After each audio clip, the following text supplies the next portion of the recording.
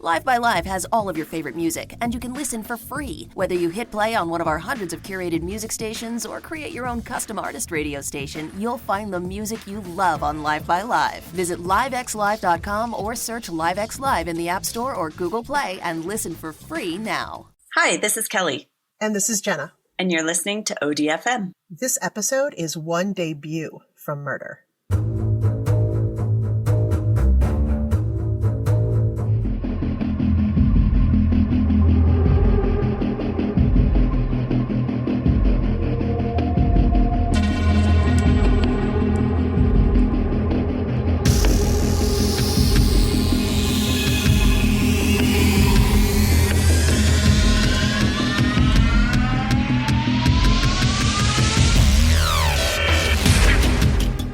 This episode is a story out of southeast Idaho.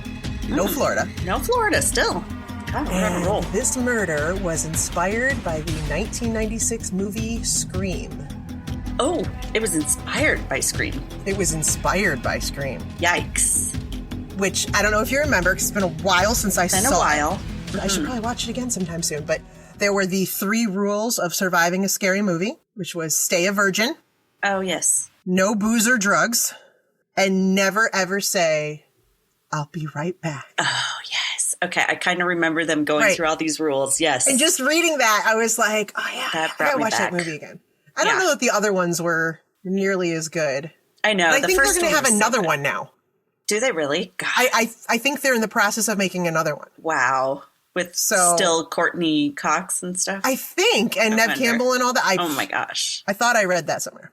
Yeah. I remember the thought that I would never answer the phone, so I'd be okay in that movie. There you go. I don't answer the phone, so I'm totally okay. Oh my God. I just remember that they totally got me with having Drew Barrymore at the beginning of the movie. Yes. Because, you know, a star like that, she's going to be in the whole movie, right? So that shocked me. They got me. That was edge of my seat the rest of the movie. So I'm like, I don't know what's going to happen now. Anyway, Hollywood. Sorry. Hollywood. Right. Okay. I'm going to tell you about Cassie Jo Stoddart, who was born on December 21st, 1989. She was the middle child of 3 kids. She was described as being artistic with a love for music. In 2006, she was 16 years old, and she was a junior at Pocatello High School in the city of Pocatello, Idaho, which was in the southeast section of the state. Driven through there, but that's all I know. Oh, okay. It's like the gateway to the Northwest or something. Yeah, they have some name. I don't know. Everybody's got their fame for something. Everybody. Yeah. Giant twine, whatever. The giant twine. She was dating another junior at Pocatello High School named Matt Beckham. They'd been together for about 5 months. So doesn't seem like much, but you know, in high school terms, that's high school, like I mean, they were practically lot. Engaged. Yeah. I mean, in high school, that's like serious. Oh my God. My God. Yeah. On your way to prom. Cassie was a straight A student. She didn't drink. She didn't use drugs. She was considered to be very responsible. I related very much to her. I was a total straight-laced nerd in high school. I did nothing. I did nothing. I plead the fifth. Let's see. She was saving money to buy her own car, as a lot of 16-year-olds, were doing. So when her aunt and uncle, Allison and Frank Contreras, and her 13-year-old cousin were going to be going out of town for the weekend. Oh, and they asked Cassie, would you house sit? She was like, hell yeah, right? You know, this was money. So she would, no, not like you. She wasn't thinking house party. Oh, no. Okay. Whoops. She was thinking cold, hard cash, right? Okay. She's like, I'm in. So she was thrilled, right? She would stay at the house Friday night through Sunday afternoon and take care of their pets. They had 3 cats and 2 dogs. Nice. So they, got a lot they needed to do somebody. Anyway. Right. So it was a responsibility thing. And they had her babysit. I think they had 3 kids, 2 or 3 kids. And they had asked her to babysit her younger cousins before, and they paid her for that and all this. But this is a big deal. This is all weekend by herself, taking care of 5 pets, right?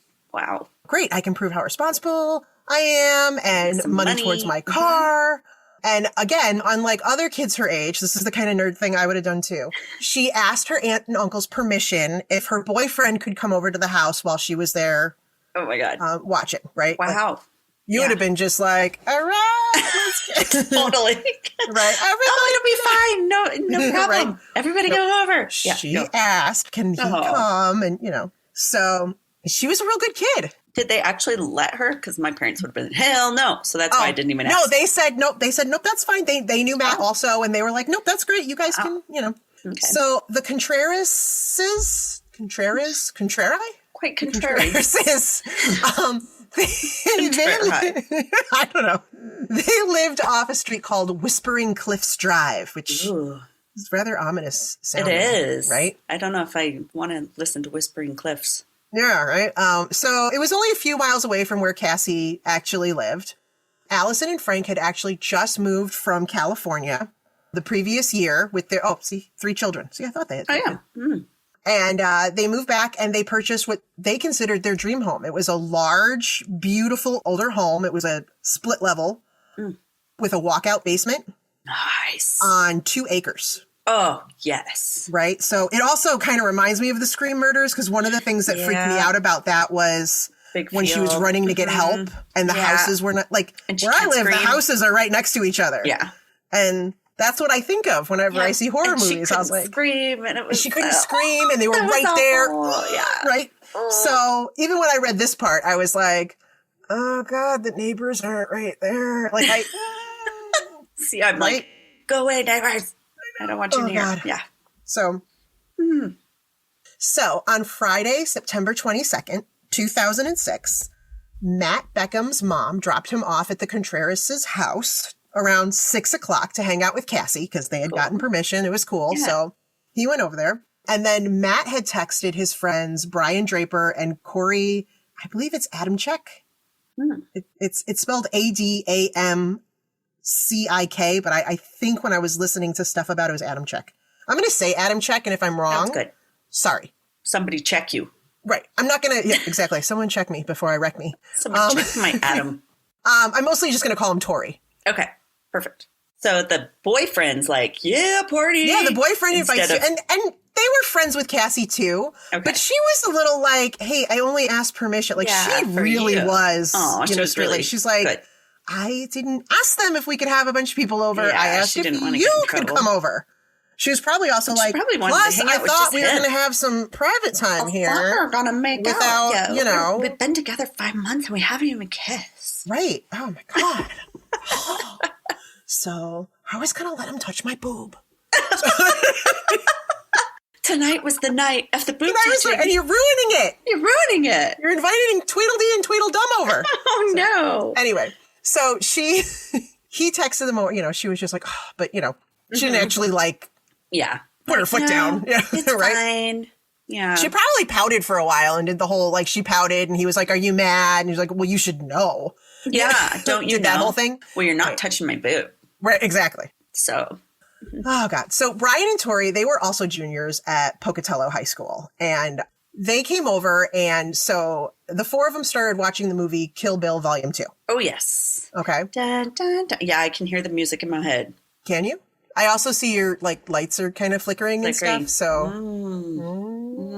the portal is coming alive at the mention of all the Halloween goodies. So they start watching that. After about an hour, Brian and Tori are like, we're bored. We're going to go see an actual movie. We're going to go to the theater and see a movie. Okay. Get out. And so they left Cassie and Matt alone, which I'm sure they were like, cool. But at least Cassie was probably like, see ya. See ya. Out. I didn't want you guys here anyway. Yeah. Right. Thanks for leaving. Go. So they took off. So Matt and Cassie continue watching the movie. Okay. And they thought they started to hear noises coming from the basement. No. Right. No. But there are 3 cats. There are 3 cats and 2 dogs. Okay. So. However, and this is what would have gotten me. One of the dogs started acting kind of weird and pacing back and forth and growling at the door that led to the basement. Nope. Yeah, that's where I would have been like, what are you supposed to do? Call 911 and be like, hi, I'm at a big house and the dog's acting weird. Yeah. My dog is growling. So, Is he well, have hungry? you gone into the basement?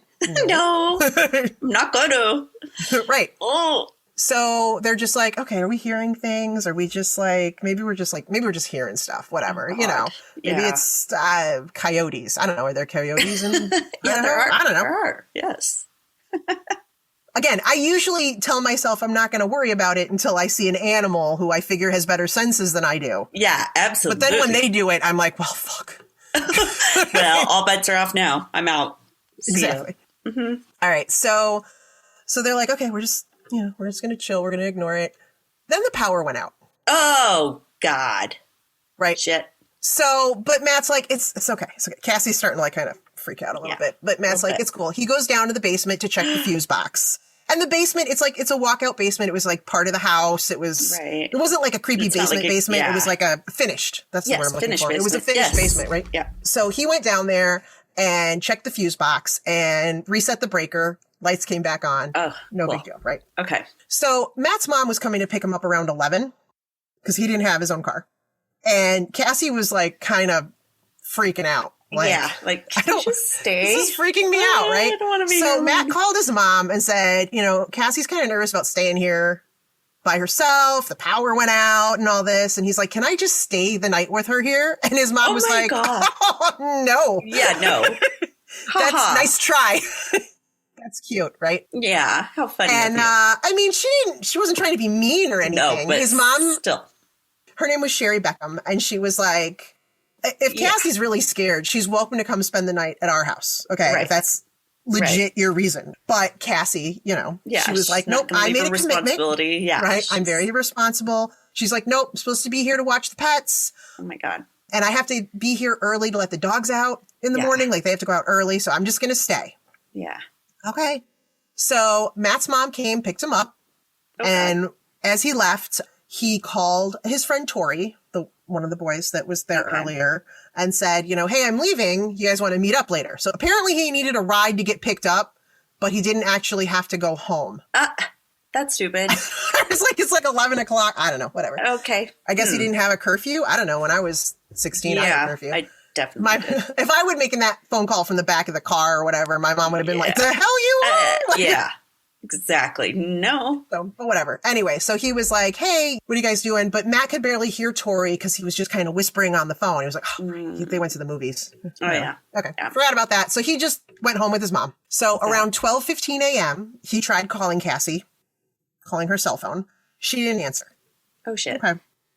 So the next morning he called and he kept calling and he called her about 15 times Oh, God.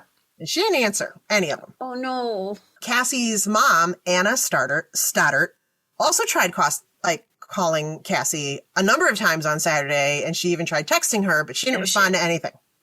It's only a few miles away. Yeah, I don't know why no one just went over there. So Matt ended up hanging out with his friend Tori, Adam Check, and his family Saturday night. He was worried about Cassie, and he wanted to go check on her, which is more than her mom wanted to do. Yeah. What the hell? But he didn't have his own car. His mom took the car to work. So Matt actually asked Tori, hey, would you drive me to the Contreras' house so I could go check on Cassie? And Tori's like, I don't have enough gas to get there and back. So no. Okay. Which is a total guy thing. Yeah. Right? And like, you have no money in high school at all. Exactly. So, I have no money. It's not my chick. Yeah. It's my friend, but it's not my girlfriend. So. Yeah, right. So I'm not going to waste my gas on that. They didn't end up going to check on her, and Matt ended up spending the night over at the Adam Chuck's house. So he hung out with Tori for that evening and even spent the night. On Sunday, September 24th, around 1:15 p.m., the Contreras family arrived home from their weekend away. Okay. Allison and Frank were kind of surprised to find that the front door was unlocked and there was some broken glass at the foot of the stairs. Oh, no. That's weird. No. Their 13-year-old daughter ran into the house. And was the first to find her cousin Cassie dead in a pool of blood on the living room floor in front of the TV. Oh, my God. That'll be, nightmares forever. And nightmares it couldn't forever. have been a good scene because, she hadn't responded since Friday. Oh, it's got to be bad. So, a couple days it had been, right? Oof. Okay. Cassie had been stabbed 30 times. 9 Christ. to 12 of those wounds to 12 of those wounds could have been fatal. Oh, So, my God. overkill. So, yeah, like, whoa. And stabbing, personal, right? Personal, close, right? Absolutely. Oh, At no. least one stab wound punctured the right ventricle of her heart. Oh, my God. Ugh. And Ugh. the stab wounds appeared to have come from 2 different knives, one that was smooth and one that was serrated. Ah. Oh, the serrated shit scares me. Ugh. I don't know. I have a thing with knives anyway. I Like do knives. too. They freak me out. Yeah, I always am like, I don't know. I'm always afraid I'm going to cut myself. Mm-hmm, me too. Or someone's going to cut themselves. Yes. Anyone. Ugh. Investigators were real quick to interview the last person to see Cassie alive, who was her boyfriend, Matt, Of right? course. And, you know, yeah, it's always. boyfriend's always an instant suspect. Last person to see you alive is a big suspect. So Oh, my God. they were immediately suspicious when Matt didn't show much emotion when he found out Cassie was dead.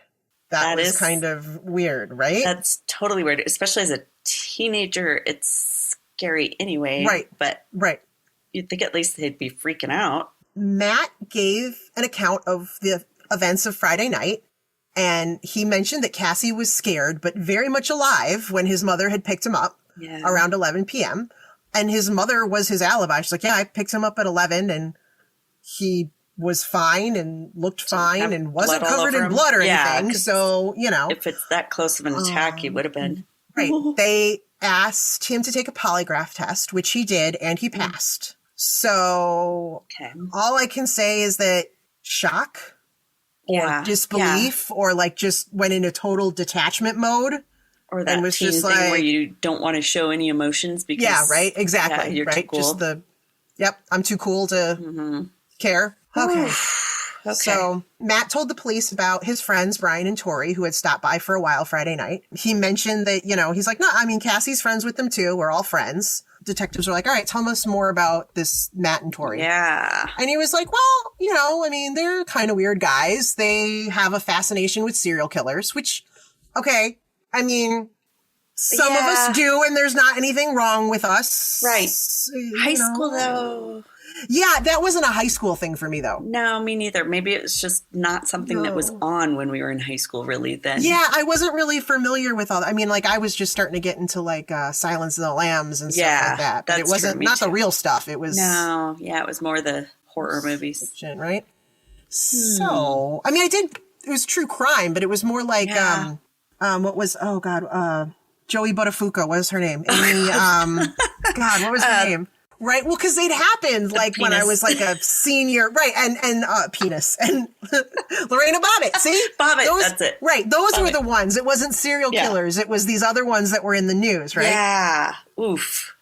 He's like, yeah, okay, so they're Okay, into serial that's- killers. Yeah, raising right. red flags. Okay. Right. Okay. But they're also really into horror movies. They're horror movie buffs. Okay. See, like that's, Yeah, you know, that's a lot of not teens are into that. That weird. Okay. And so they consider themselves like just big into horror movies and know everything there is about horror movies. Okay. They talk about maybe making their own horror movie one day.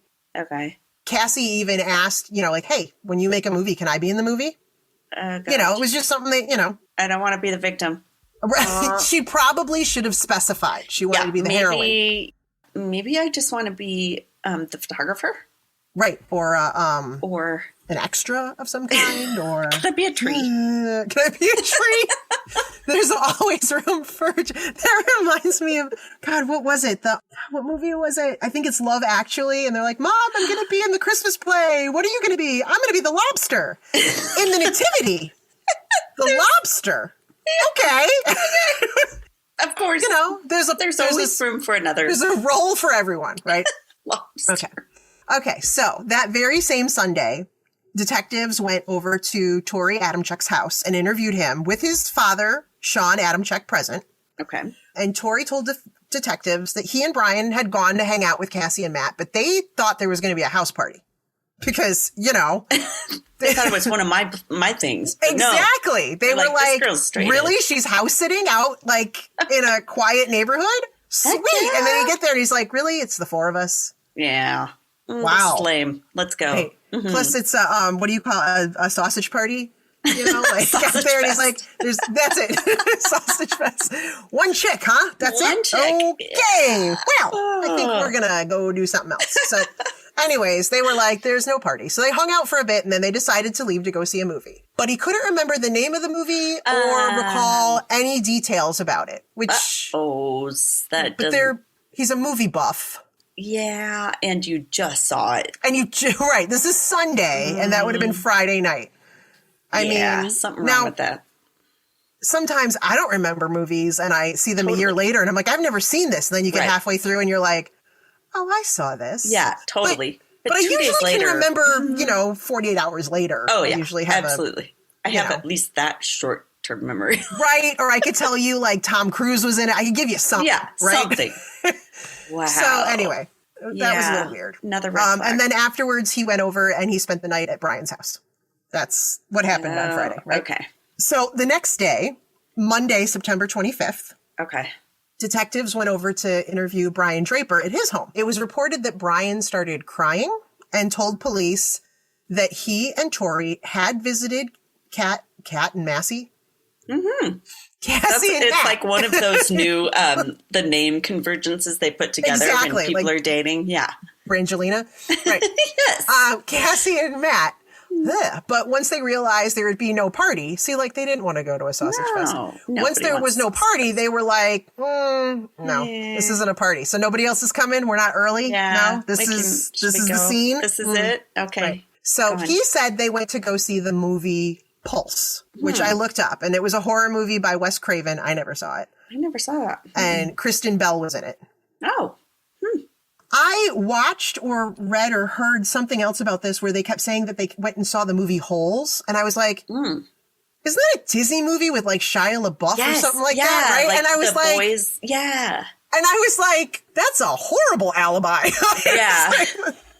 Really? I don't think you guys went to that. I don't think I saw that. But anyways, I found this said it was Pulse, right? But still, and he had a ticket stub. Oh. But he couldn't tell them anything about the movie. He just said, we went to go see the movie Pulse. Here's the ticket stub. And they were like, so what was it about? And he was like, oh, I don't remember. Again. Asleep? Did you? Nothing? Like, fall asleep. I was drinking something. Worst movie buff ever. Yeah. And especially of a horror movie. Right. You're going to remember. Right. But he was crying and stuff. But he was crying. He was, he was upset. So. Okay. Brian Draper was interviewed again the next day, Tuesday. This time they said, can you come down to the police department? We want to ask you a couple more questions. Yeah. Again, he said that he and Tori had gone to see the movie Pulse, but he still couldn't tell them anything about it. So at least do your research. I was just going to say, if you're going to stick with that one, I don't know, maybe find this was 2006. Yeah, they could have gone on the internet and looked it up. Totally go on the internet. There was Google. Come on, guys. You could call the friggin' movie phone. Get a little watch a trailer. Just get a gist of it, Just get the cliff notes, dude. You don't have to watch a whole movie. But they're 16. Obviously, they weren't thinking things through. They obviously aren't. Right. Yeah. When detectives told him, we don't believe you. We don't think you saw this movie. You're speaking. He changed his story and said, okay, well, actually, when we left the house, we were kind of burglarizing cars. Oh, so they made the movie thing up. Which, that's a popular thing to do. Yes. Do you cover up one alibi with another alibi that's still not nearly as bad as I killed somebody? Still not quite as bad, but still, dude. Right. So that's why he said they were at a movie, because they were burglarizing cars. He denied that they went back to the Contreras' house or that they had any involvement in Cassie's murder. Brian's parents gave police permission to search his bedroom. In his room, they found a knife sheath under his bed. Oh, shit. But no Actually, knife. I wrote under his bead. Under his bead. Under his bead. Which kind of bead? They looked under his bead. Mm-hmm. Under his bed was a knife sheath. And Brian said, oh, well, that belongs to a friend. Oh. What else do you do when your parents or police find something in your room that is, Oh. Well, those aren't mine. That's my friends. Yeah, that belongs to my friend.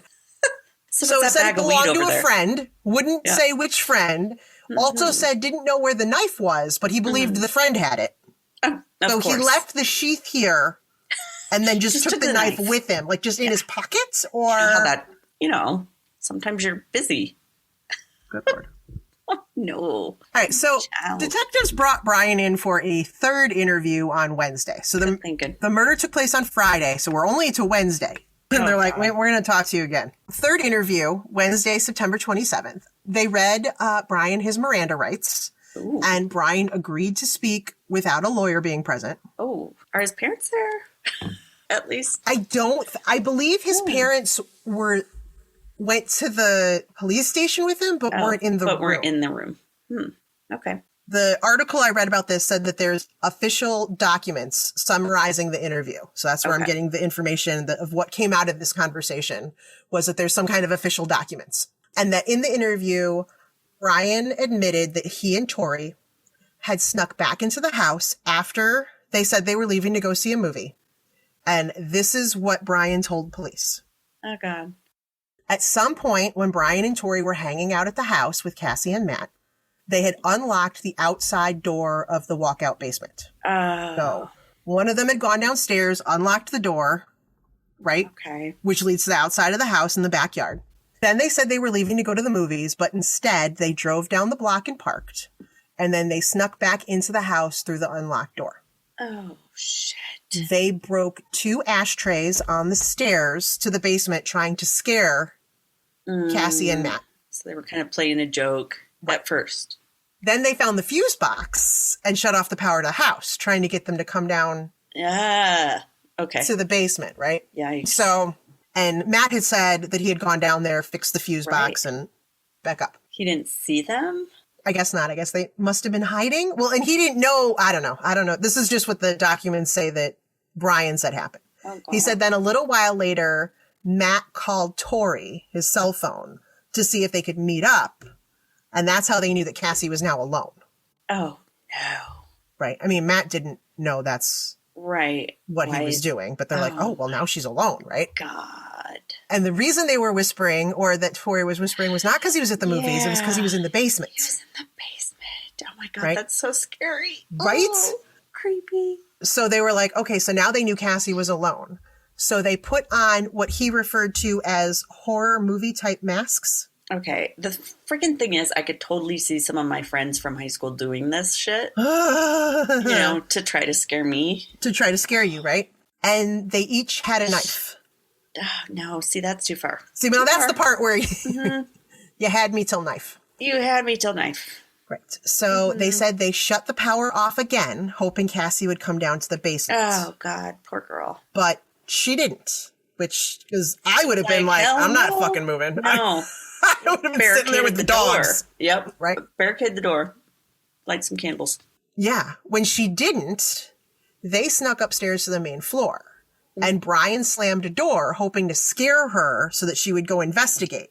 And they were going to hide. But she didn't come. Because again, she was Hell no. I know what happens in scary movies. Exactly. I'm not going to investigate sounds. She stayed where she was. So Cassie didn't come out. So they walked into the dark living room, where Cassie was laying on the couch. Oh, God. According to Brian, Cassie yelled, "Who is that? I'll kick your ass." Yes, girl. Yeah. Right. Again, I'm wondering, were these little dogs? Like, were they like little... I know. Whatever. Like little dogs? Like, she could have used a German Shepherd right now. Yeah, although my little dog was way more fierce than my big dog I have now. She would have probably been like... Right, exactly. Big dog been like, hi. Oh. No, those animals that she was caring for were of no use whatsoever. No help. They're like, see ya. Right. So she yells out, "Who is that? I'll kick your ass." This is according to Brian. She said this. Okay. And as she stood up, Tori walked in front of Brian towards Cassie and stabbed her with the knife. Oh, dude. What the what? Right. I thought we were playing a game. Nope. So Brian said when he saw that, he thought at first that Tori and Cassie were playing a joke on him. Okay. Yeah. Fair. Like this was this whole big elaborate joke, but actually it was on him. Quit messing around, guys. Right. But once he saw the wounds, he no longer believed it was a joke. Oh, God. There's... Well, that's when it's time to be like, dude, we saw the blood, but like apparently it was like, well, wait a minute. She actually has wounds, right? Jesus. Which I'm not sure how we saw because it was pitch black in there. Yeah. But anyway, so Brian stated that he stood there watching. Oh. and wondering what Tori was doing because it was supposed to be a joke. Like he was like, what's, just kind of like frozen, kind of what's like, happening, right? Oh no. He stated that Tori had done all the stabbing with his knife, which was serrated. Yeah, we know you had a knife and there were 2 knife wounds. Yeah, exactly. Brian stated that he did not stab or touch Cassie, that he was carrying a non-serrated curved knife. Mm-hmm. Yeah, I don't believe you anymore. Again, forensic evidence. That's not, that came out long before 2006, guys. Come on. So afterwards, he said that the boys drove to a rural area to get rid of the evidence. They placed their weapons, clothing, and a few other things in a bag, set it on fire, and then buried the remains. Oh my God. And Brian agreed to show detectives the location. So many questions. It's like, are you guys just trying this? What? It sounds like they must have planned to hurt her in some way. I don't think it's totally innocent. It's just weird. It sounds like they had a plan, and yet some of their plan was very much not thought through, which is very 16-year-old juvenile brain. Oh my God, this poor girl. How horrifying. Here we go. So this is still the same day. This is still that Wednesday. Oh, shit. Okay. Police drove Brian Draper and his father out to Black Rock Canyon. Brian pointed to a spot where they actually found some stick matches laying on the ground, and they began to dig. And I have a list of what they collected. Oh, shiz. Okay, so stick matches. I guess there were some on the ground, and then some were actually buried in the hole. Okay. A pair of black boots, a pair of blue rubber gloves, a pair of fingerless athletic gloves. Not sure what you do. Maybe it was those. cold out. Yep. But fingerprints, right? It was just cold. A melted brown hydrogen peroxide bottle. Oh. A multicolored mask. A large dagger-type knife with a sheath. A silver and black-handled knife with the signature Sloan written on it. And no sheath. What that means. And no sheath. No. Know where the sheath is. A small dagger-type knife with a sheath. There was a lot of knives. There was a lot of knives. A Sony videotape. Oh, that had been kind of mangled and destroyed. However, it was later repaired. It wasn't totally destroyed. Oh, God.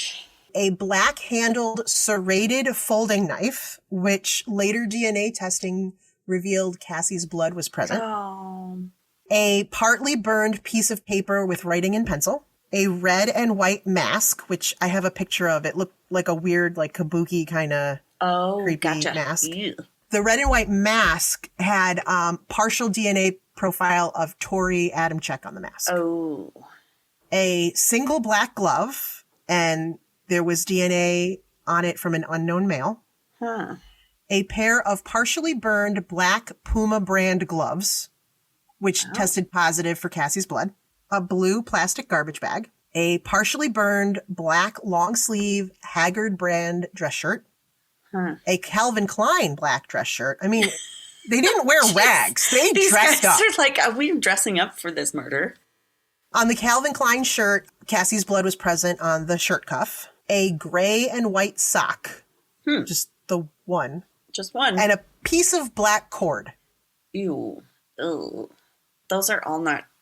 None of that is good stuff, right? Mm-mm. So Brian Draper was placed under arrest after that. They saw that and they're like, yeah, we're going to have to arrest you. Yeah. The exact same day. Like, they weren't wasting any time. They had Tori Adamczyk and his father come down to the station for a second interview. We're like, we're going to need to talk to you. Yeah, guess what? You're not innocent. Right. Oh, no. At the beginning of the interview, Tori kept to his story, saying they had nothing to do with the murder until detectives told him that Brian already told them what happened. And that he had led them to the evidence they tried to dispose of. Yeah, so, buddy. Well, time to tell the truth. Tori's father asked if what the detectives were saying was true, and Tori nodded.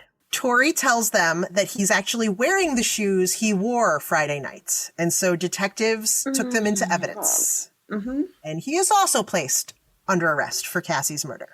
Can you imagine your kid doing shit? Could you imagine being, I mean, it's bad enough when you were like, I don't know, or called down to talk to the principal. Yeah. And they're like, my kid would never cheat on the test. What, did you cheat on the test? Yeah. Ah, come on, man. Now I look like an asshole too. right? But the parents have got to just be broken. I would have a hard time not just slapping him upside the back of the head. Oh. What the frick's the matter with you? Oh, absolutely. What the hell's wrong with you? It would break you. Like, what did I do? Oh my God, right? All right, so they're both under arrest. Brian was interviewed a fourth time where he insisted that he did not stab or harm Cassie at all. It was all Tori. Yeah. They're all like pointing fingers, right? So much for best buds, right? Yeah, of course. But when a detective asked him, quote, whether he stabbed Cassie in order to keep Adam Check from turning on him, then Brian nodded yes. Oh. And he admitted that he stabbed Cassie maybe 4 times in the leg and maybe in the chest, but he didn't want to. Oh. Brian told detectives that Tori kept telling him, you need to stab her, you need to stab her. And he didn't think he could do it, so then he stabbed her in the leg. And this is after, I guess, Tori had been stabbing her. And then Tori said, it's not going to work, she has to die. And then he ended up stabbing her in the chest. Yeah. And they ended the interview after Brian said, can I see my parents? Oh, God. I can't even... Because they're still babies. They really... Yeah, right, they're 16. Come on. Don't have the brain capacity. They should be studying for the SAT and shit. This is not... Seriously. Oh, kids. God, okay. The police began to process the evidence found at Black Rock Canyon. The videotape was repaired and straightened out so it could be played. So, Lord. There is YouTube video of this. I did not watch it, but I did...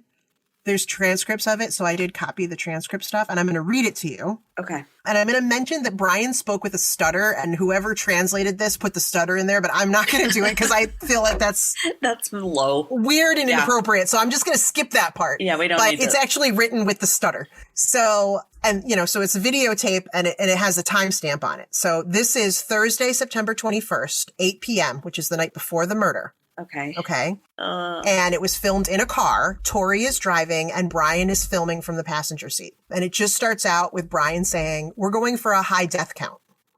Tori. Plus, we're not going to get caught, Brian. If we're going for guns, then we're just going to end it. We're going to just grab the guns and get out of there and kill everybody and leave. Brian.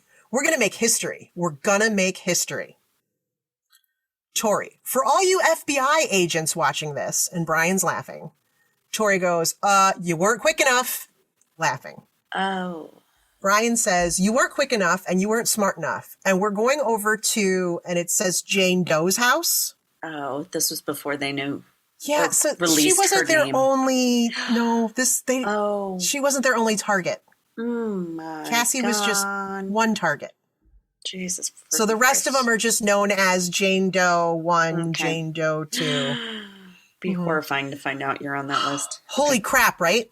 Okay, so Brian says, and we're going over to Jane Doe's house, and we're going to snoop around over there and see if she's home alone or not. And if she's home alone, splat, she's dead. Oof. Wow. Right? Mm-hmm. I can't imagine her. I mean, okay, so 16-year-old boys, they're acting a big tough game, whatever. But knowing what actually transpired, if you're her parents or oh my God, any of the friends, Cassie's parents, any of the people on the list, I can't, oh my God. Or the boys' parents. Jesus. I know. Oh my God. I'd be so mad and embarrassed. Yeah. Tori says, don't put your humor into this, Brian. Brian says, I'm not putting any humor into it. Yep. People will die and memories will fade. Tori, memories will fade. I wonder what movie you got that from, Brian. Brian, myself. Tori's laughing. Brian, that was from myself. Tori, no wonder it's so lame. Brian, okay, we're on our way now, and I'm going to let you stay tuned. We're almost there. And the recording stops. It starts up again a few minutes later, and they're still in the car. Brian says, we're at Jane Doe's house, and it's clear out there in the pasture. We've already snooped around her house a couple times, and yeah, she's not home. So we're going to go to that church over there, and we're going to call a girl and a guy named Cassie and Matt. They're our friends, but we have to make sacrifices. So, I feel tonight, it's the night, and I really feel weird and stuff. I feel like I want to kill somebody. I know that's not normal, but what the hell? Oh, wow. Okay. Then Tori says, I feel we need to break away from normal life. Jesus Christ. Right? Because let's put it this way. This is really this bothered me. Okay. Let's put it this way. Parents, along with their parents, along with their parents, and so on, taught them about God, Jesus, the whole bullshit line. I'm sure you guys believe in God as well. I realized when I was in 7th grade, you don't believe in Santa Claus or vampires or werewolves. They're used to metaphor, they teach their kids back in the 1800s. I learned this in English class about telling their kids that they can't go outside or a vampire will get you, just to make their kids stay in and do what they want. God is basically the same way. And Brian goes, that's what God's for, right? And Brian's, yep. And Tori says, trying to get people to do good or so-called you'll go to hell. Brian says, and we're obviously going to go to hell if it's real, but who gives a shit? Tori, and why would you say it's real? Brian, yeah, but it's not real. It's not real because it's so blatantly obvious that it's not real. Wow. Holy wow. Right. Oof. Tori, people believe it because their parents teach them. And so it's hard for them to let go of it because they've been taught it their whole life. Brian, yeah, I know. Tori. But the point I'm making is we're also taught things like killing people and other things is wrong. The only thing that's wrong about it is because it's breaking the law. And the law is only wrong. And he starts mumbling and Brian goes, natural selection, dude. Natural selection. That's all I got to say. I don't think he was listening in science class because that's not how natural selection is. That's not how, that's not what they're talking about, dude. Tori said, there should be no law against killing people. I know it's wrong, but... Wait, what? I know it's wrong, but there shouldn't be a law. It doesn't make any sense. And Brian keeps going, natural selection. Again, you guys are so wrong. Oh, God, you poor kids. And Tori says, hell, yeah, you restrict somebody from it, and they're just going to want it more. And Brian says, exactly. Goodbye, camera. Okay, so and the recording stops. Delusional. I mean, it's totally normal to question things, and that's healthy and good, but not. Right. They're just trying to make their own excuses. Oh God, right? To do. So the recording stops and it starts up again. A few minutes later, it's still the same night. They're still in the car. Yikes! Brian says, "Home. My friend's too pussy to investigate," and Tori says, "Too smart." And he was like, "Now we're going over to Cassie and Matt's house. If they're home alone." We're gonna, and then Tori cuts in and says, it's Cassie's house. Matt's there. And Brian says, Matt is there. Sorry. We're gonna knock on the door. We'll see who's there. We'll see. See if their parents are home or not. If they're home alone, we will leave our way and then come back in about 10 minutes. We'll sneak through the door because chances are they're probably in Cassie's room. So we'll sneak in the front door. This is still the night before the actual murder. We'll sneak in the front door. We'll make a noise outside. Tori, and Matt will come out to investigate. Brian, we'll kill him and we'll scare the shit out of Cassie, okay? Tori, sounds like fun. Brian, well, stay tuned. So they were going to kill Matt too. Wow. These are their friends. These are their friends. He's our friend. So recording stops, starts again 15 minutes later. They're still in the car. Okay. Brian says, we found our victim and sad as it may be, she's our friend. But you know what? We all have to make sacrifices. Ugh. I know. Whoa, dude. Our first victim is going to be Cassie Stoddart and her friends. We'll let you find out if she has friends. Well, we'll find out if she has friends over. They're also laughing periodically through this, by the way. We'll find out if she has friends over. If she's going to be alone in a big dark house out in the middle of nowhere. Laughs. How perfect can you get? I mean, holy shit, dude. Tori says, I'm horny just thinking about it. Ew, gross, yeah, that dude. really made my stomach turn. Brian says, hell yeah, so we're going to fucking kill her and her friends, and we're going to keep moving on. I heard some news about Jane Doe too, and she's going to be home alone from 6 to 7. So we might kill her and then drive over to Cassie's thing and scare the shit out of them and kill them one by fucking one. Hell yeah. Oh, Jesus. Tori. Why one by one? Why can't it be a slaughterhouse? Brian, 2 by 2 and 3 by 3 because we got to keep it classy. Oh, wow. Yeah, that's classy. They're not doing themselves any favors recording all this crap, right? No, dipshits. Tori says, keep it classy. Brian says, so yeah, it's going to be extra fun. Tori, you're evil, and laughs. Brian, yes, I am. So are you, dude. Evil, evil. Tori, no, evil is an expression of God. That was another test you failed. What? Right? What? Brian, evil is not an expression of God. Tori, yes, it is. Brian, that is bullshit and you know it. Tori, evil of origin is a follower of fucking Satan. Brian, but there is no Satan. Tori, is Satan real? Then shut up. Brian, then how are we supposed to express ourselves? They're not even making fucking sense, right? Tori, good and bad. Brian, we're bad. Tori, we are bad. Brian, that sounds so shitty. Tori, Yeah. We're evil. That sounds even shittier. Brian, hey, we're not, okay? Then we are sick psychopaths who get their pleasure off killing other people. Tori, that sounds good, baby. Ugh. Brian, we're going to go down in history. We're going to be just like Scream, except real life terms. Yeah, but not really. You're not that smart, so. No. Oh. Tori, that sounds good, baby. Brian, we're going to be murderers. Like, let's see, Ted Bundy or like the Hillside Strangler. Tori, no. Brian, the Zodiac Killer. Tori, those people were more amateurs compared to what we're going to be. Yeah. We're going to be, we're going to be more higher sources of Ed. Brian says gain. Yeah, gain. Brian. Oh. Well, let's just say we're sick and twisted. Tori. Oh, you know what Ed Gain's words were? Brian, what? Tori. He saw a girl walking down the street, right? Brian, yeah. Tori. Two questions came to his head. I could take her out and have a nice time with her. Brian. And then kill her, skin her alive. Tori says, charm the pants off her. Or, I wonder what her head would look like on a stick. Ugh. And he laughs. Brian starts laughing. Holy shit. Tori. It's creepy, huh? Brian. Kick ass. They both start laughing. Trying to be all macho. See, if they hadn't had one another there, they probably never would have. Oh my God, right? Brian says, murder is power, murder is freedom. Goodbye. Recording stops. Until you get thrown in jail for the rest of your life. Goodbye. Psychos.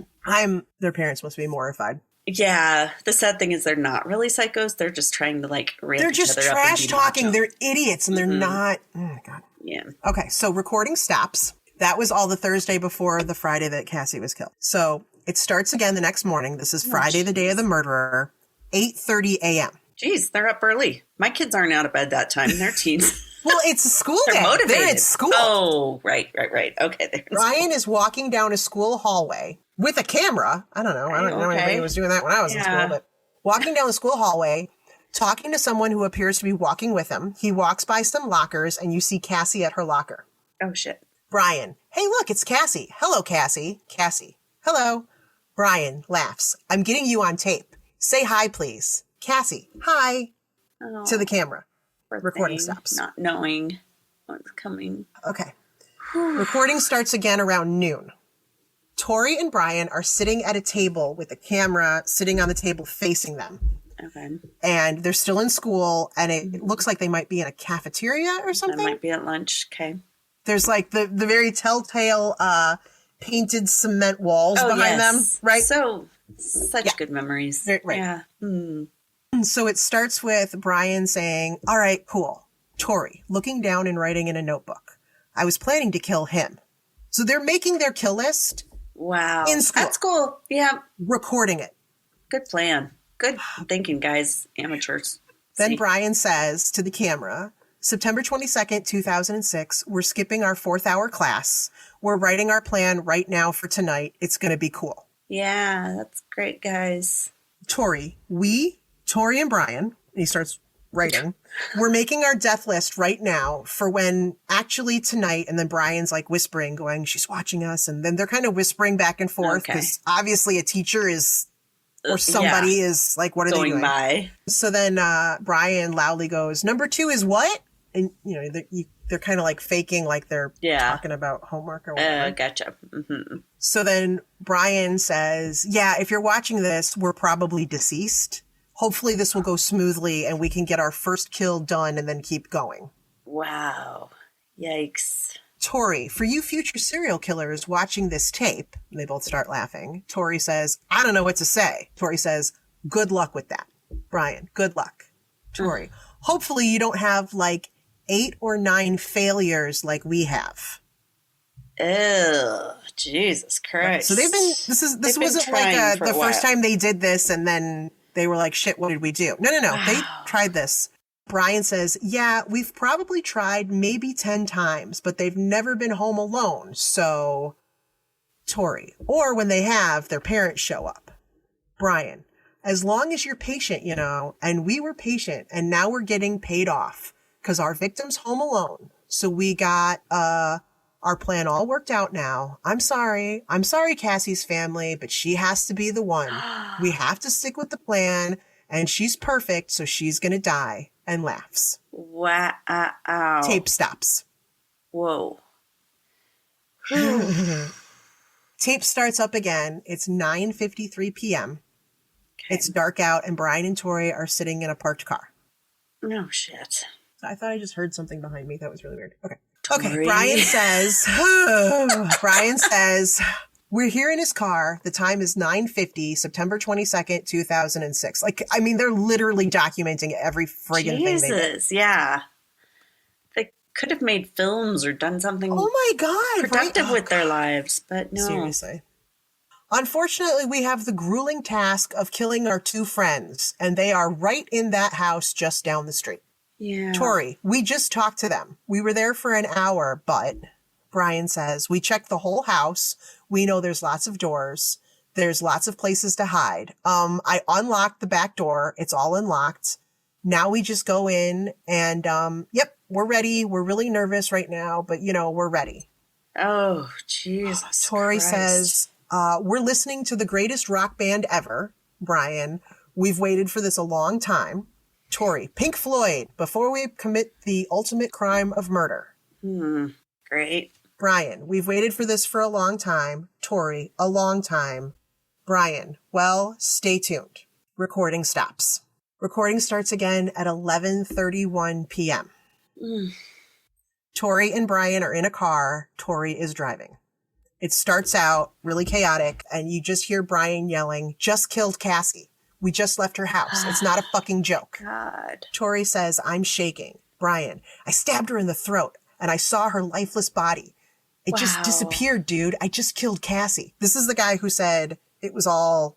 Yeah. I was surprised. He did it. I thought it was a joke, right? Mm-hmm. Tori says, oh my God. Brian says, oh, fuck. That felt like it wasn't even real. It went by so fast. Tori says, shut the fuck up. We got to get our act straight. Brian, it's okay, okay? We'll just go buy movie tickets now.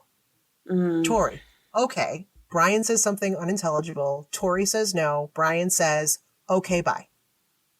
And the tape ends. Jesus Christ. Because they buried it. They tried to destroy it and bury it. Yeah. You dumbass. So, Jesus Christ. Once they did that, both Tori Adamczyk and Brian Draper were charged with first-degree murder and conspiracy to commit murder. Because several times. Who knows how many. Right? Wow. And although they were both 16 at the time of the murder, they would be tried as adults. Mm-hmm. That's usually what happens. Jesus. Okay, so detectives found out that on August 31st, 2006, which was a few weeks before the murders, the murder, not murders, Jesus, just the one. Yeah. That was plenty. Tori called a friend named Joe Lucero, saying that he and a friend wanted to start a knife collection. Oh, great. Right? Easy cover. Yeah. Uh-huh. Joe was 18 and could purchase knives, where they were 16 and couldn't. So Tori and Brian picked up Joe Lucero and drove to a pawn shop where Tori picked out one knife and Brian picked out 3. Oh. Don't get greedy now, Brian. Right. Jeez. And those were, in fact, the knives that were used in the murder. Well, plus the extras that they had for some reason. They also, police also found Brian and Tori's kill list that they had been making, that they had been writing in their book, specifying who the murder targets were. Both defendants moved to sever, which means they wanted to be tried individually instead of together, which was probably probably a good idea. Mm-hmm. Which allowed them to each use the defense that the other one was responsible. Oh, fuck. Right? But so, with the tapes. Right? I mean, that tape, man. Yeah. Holy crap. Brian Draper went on trial first. The prosecution made sure that the jury knew that Brian was inspired by Eric Harris and Dylan Klebold, who committed the I was Columbine thinking of them a lot. massacre. And that was only 7 years before they killed Cassie. So that was still pretty damn fresh, right? Yeah. Brian's defense was that Tori was the one that killed Cassie. And that Brian thought they were just going to scare her. Right. And that he only stabbed Cassie because Tori was yelling at him to do so. Yeah, we don't believe you, dude. Sorry. Now, during the trial, the medical examiner who performed Cassie's autopsy, who was Dr. Steve Scomal, something like that, and forensic pathologist Dr. Charles Garrison, who examined Cassie's body, testified that of her 30 stab wounds, the majority were inflicted with a serrated blade, Brian. which was what Tori had. Oh, Tori had that. Tori had the serrated blade. Well, anyway, Brian said he only had a... That's right. He said he had the straight blade. He had a smooth blade, Yeah, but who knows? He could have said whatever. I don't know that there was a way to tell, but the majority were inflicted with a serrated blade. But the wound that was struck into the right ventricle of her heart was made with a smooth blade, and that one would have been fatal. I mean, not that she wouldn't have I know. died Let from the out other ones, eventually. but it totally negated, plus the tape. No, dude, Obviously, you you can't were just totally be like, I don't know what happened. It was all him, right? And I said in here, in his third police interview, Brian had told police he was carrying a knife with a smooth blade. So the jury found him guilty on both counts on April 2007. And then, so he was found guilty. And then a month later, Tori Adamchuk's trial started. Okay. His defense was that Brian was the mastermind. Of course. And they said, well, and plus he's already been found guilty. So they were trying to use the fact that Brian's already been guilty, right? Yeah. Didn't work. No. He was also found guilty on both counts in June of 2007. Wow. In August 2007, let's see, based on being convicted of first-degree murder, each of them received a mandatory sentence of life in prison without the possibility for parole, and 30 years to life for being convicted of conspiracy to commit murder. Whoa. Yeah, Holy they're shit, not they're going. 16. And they're 16, right? Whoa. They both started filing appeals, but Of course. they were dude. denied. God. In 2010, the Stoddart family filed a civil lawsuit against the Idaho school district, claiming that the school was negligent and should have known that Draper and Adamchuk posed a threat to others. Both the civil court and the Supreme State Court dismissed the case, saying that the actions of the killers were not foreseeable. Which, Right. I mean, obviously they were lunatics, but I don't know Yeah, that you would think that they would actually carry out with this. And Yeah. I mean, but I can't believe that how much of it they did planning right there in school in front of people. in front of people. Ugh. Well, and it sounded like they were planning on suicide afterwards. Like, It could have been. Well, they said they were going to keep going, but they did say, like, if it came down to it, they were just going to go out in a blaze of glory. Saying little things that sounded like that's Well, right. And they brought me did back say, to like, right, if you're watching this, we're probably dead. Right. Yeah, Yep, so it kept that's true. making me. So they think were of the prepared school for. killers. They were prepared for whatever happened, right? They just wanted to be famous. They for wanted this to be famous. bullshit. Yeah.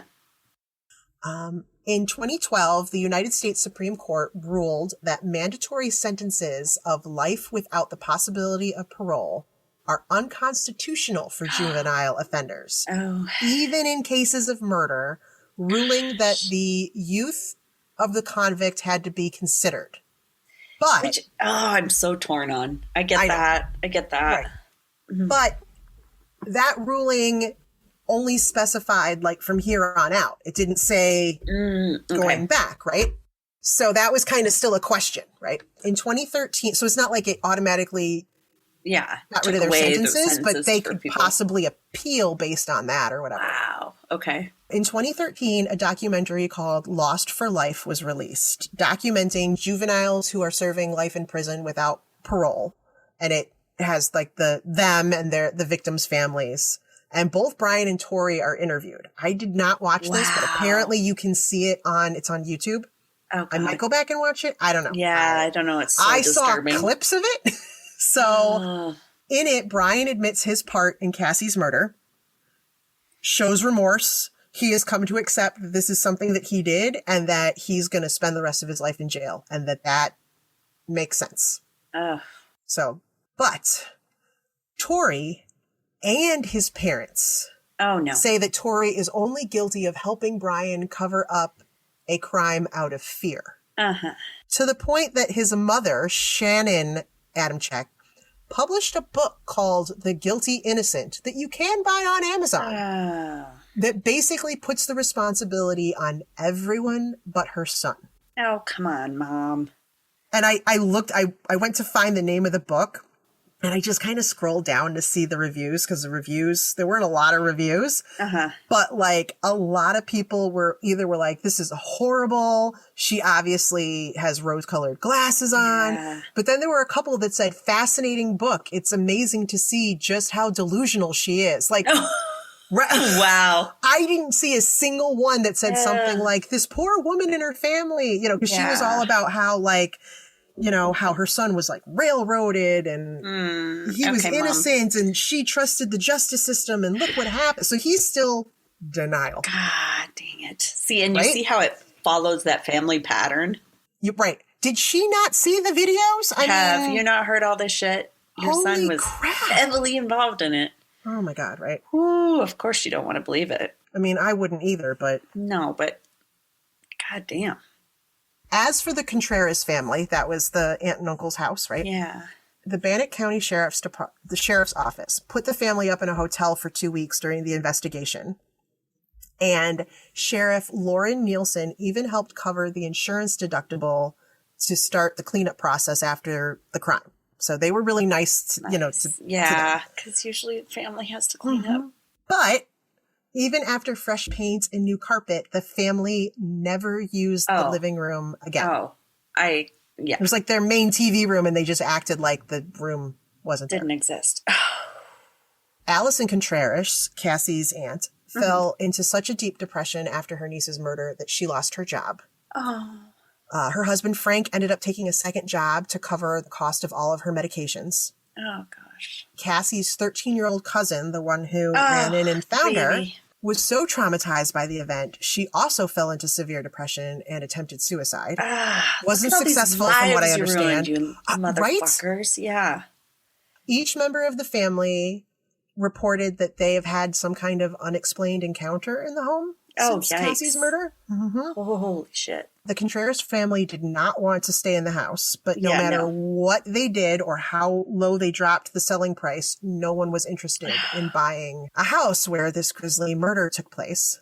Frank actually moved out. He couldn't live there anymore. I'm not sure if they're still together anymore or not. That was not, I couldn't tell. Broke up entire families.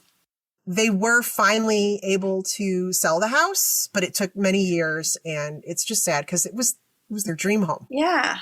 They thought they were going to live there forever. Oh, right? God. They ruined so many lives. Right. In 2016, the Supreme Court ruled that the 2012 doctrine saying that life sentences without parole for juveniles, they said that had to be applied to cases retroactively. So they're like, you know what? It's not just for these. We should go back. This should apply for all these that have already happened. Okay. And they directed a review of all such cases. They stated that given a juvenile's brain immaturity, there had to be an opportunity to consider mitigating factors with possible relief for persons who had reformed. Okay. It said that, quote, children who commit even heinous crimes are capable of change. Yeah. I do know. I did read that some people have gone back and reviewed, and they said, nope. You're still not getting it. The ruling meant that potentially 1,500 cases nationwide would need to be reviewed. Who? And Draper and Adamczyk's cases are among the ones that states are going to review. I couldn't tell if they have reviewed it or they're in line to be reviewed. But both Tori and Brian, they are now 31 years old. So my God. They were 16 when it happened. So basically they grew up in prison. They grew up in prison. And then you're going to learn worse. Right. How are you going to have a life on the outside anyway? They've been inside the prison system as long as they were outside the prison system. Yeah. And nobody remembers like the first 3 or 4 years of your life. It's, that doesn't it affects you, but you don't remember it. So, and they both reside in the Idaho State Correctional Institution. Like together. I mean, they said they're in different units, so I don't know if they actually get to see each other. I don't really know how that works, but they're in the same prison. God dang, man. So... Oh, what a waste. So many wastes. So many wastes. Oh, my... It's just... They were horrible, but those tapes, man. Yeah, I mean, if they didn't have those tapes, I don't know. I mean, they had other evidence and stuff, but I don't know that. Yeah, but it would have been one word against the other and stuff. Oh yeah. What was it? So Tori's mom, the one who's delusional, kept saying things like, "Well, there was only circumstantial evidence, and if you listened, so she did listen to the tapes. Something like, if you listen to the tapes, Brian says I killed Corey." And then later he says we killed Corey, but it was like really, really picking it apart. I'm like, did you not hear the rest? Yeah. Did you not hear everything? How they're both rambling about how they want to do this? Come on. Right. And that they picked Cassie specifically, but they had a whole list and they already tried a couple times, or at least I don't know that they tried, but they went to see if anyone was home. I mean. Absolutely. God damn. Yeah. How sad. It ruined so many lives for nothing. Nothing. So that's why I thought one debut, because they wanted to be... they wanted to be... Well, it was their first killing. Yeah. That they wanted to do. Stars. They wanted to be stars. They talked about, filming a horror movie. Cassie asked if she could be in it. It was just like, that works. Yeah. God, they could have used that for something else later on. Oh, anything. Right? Oh, my God. Gross. Oh, they're gross. Guys they're are gross. They're gross. You're stupid. Quit being so stupid. Yeah. I have a whole bunch of... sources. I have a whole bunch of sources. I got a whole bunch of good pictures. Ooh, yes. I can't wait to see the pictures. So... that poor girl. How scary. I can't imagine the horror. Right. And the first time she tries to do something responsible and stay by herself and... Anyway. Okay, so my sources. So disappointed in these boys. Okay. IdahoStateJournal.com, TheCinemaHolic.com, ChameleonTrueCrimeStories.com, Wikipedia, of course. What? Weird. Of course, right?